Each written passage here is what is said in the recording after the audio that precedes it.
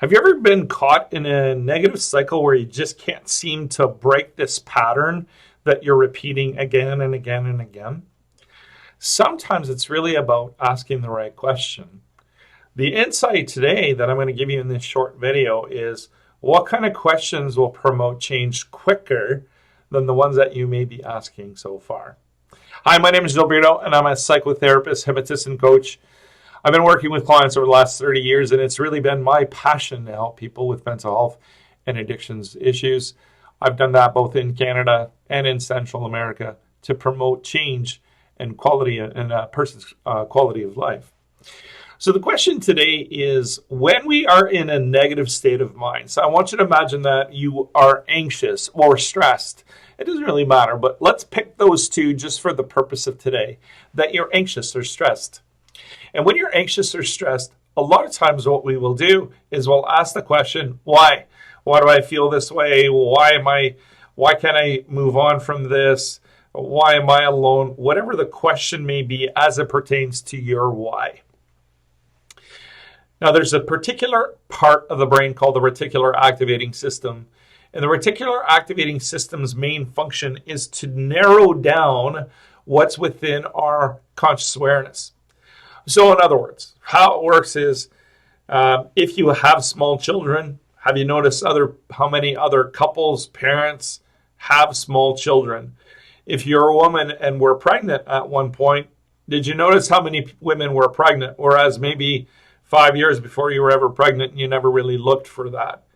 Have you noticed that when you are in a couple, you notice how many people are in a couple? Unless you're unhappy, then you notice how many people are single.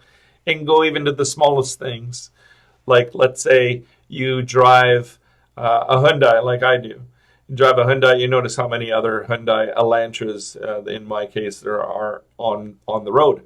So the reticular activating system of the brain just kind of filters out information, because if the function of this center is that if it wasn't there, we'd be overwhelmed because we have so much information that is bombed through our brain, through our five senses.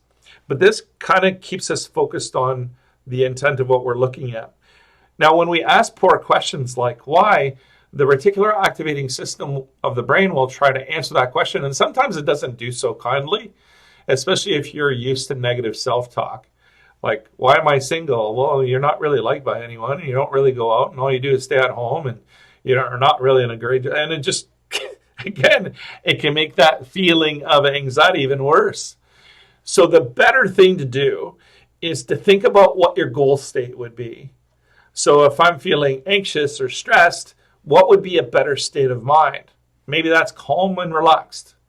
One of the things that clients often say is, confident, calm, and relaxed, or calm, confident, and in control.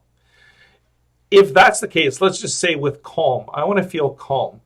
Then the better way to activate that system for your benefit would be to ask, how would I go about doing that? So, in other words, how or what? What can I do to feel calm? What are the behaviors that I can do to feel calm? And very quickly, that part of the brain will snap into action, and it'll think, oh, well, I'll take a warm bath, or I'll go for a walk, or I'll call a friend, or I'll engage in some kind of physical activity. It'll trigger that part of the brain that can activate your resolution to this issue. That's how you can use the brain more effectively. Because I know with working with clients for so long that when they're in that stuck state, by continuing to ask why questions, it never pulls you out. But by changing the frame, do a little bit of future pacing, like what do you want to feel instead? And then asking what or how questions on acquiring this new state. In our example, I want to feel calm. Okay, what can you do to feel calm? Your brain will quickly come up with the answers that'll get you the outcome that you need and that you deserve. Till next time, this is Jill signing off. If these and other techniques are of interest to you, I have a course called Managing Anxiety, where we cover 18 to 25 techniques that deal with issues just like this. And it's available for you 24 hours a day, 7 days a week. And you can do it in the privacy of your own home. at your own pace and at your own time. So until next time, this is Joe signing off. I wish you health, happiness, and harmony.